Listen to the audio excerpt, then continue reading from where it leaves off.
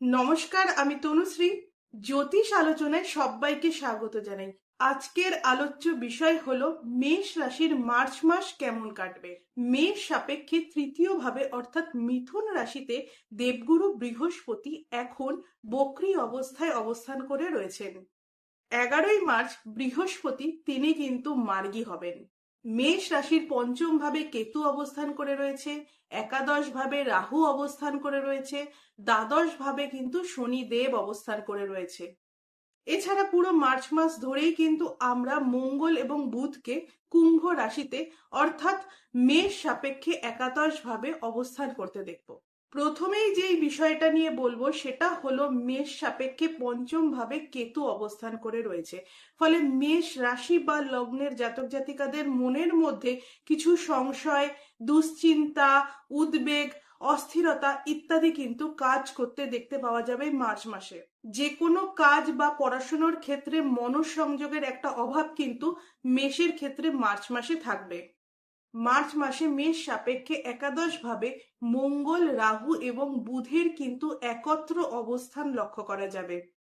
ফলে মেষের ক্ষেত্রে কিন্তু ছোট ভাই বোনের সাথে সম্পর্কের অবনতি হওয়ার সম্ভাবনা রয়েছে, তেমনি বড় ভাই বা বড় দিদির সাথেও কিন্তু সম্পর্কের অবনতি হওয়ার সম্ভাবনা রয়েছে।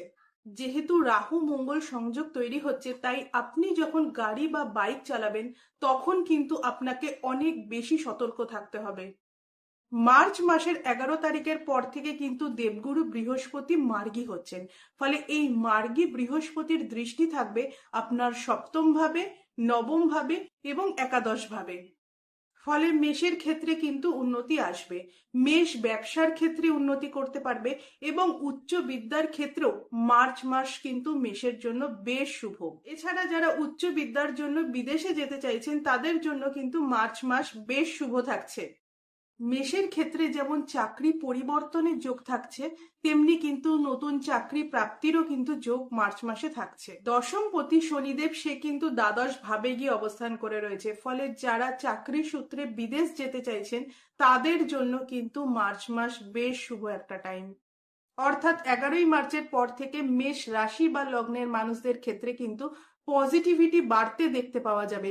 মেষ পারবে কিন্তু উন্নতি করতে। এছাড়া যারা বিবাহ করতে চাইছেন তাদের জন্যও কিন্তু এই সময়টা বেশ শুভ থাকছে। আজ এ পর্যন্তই।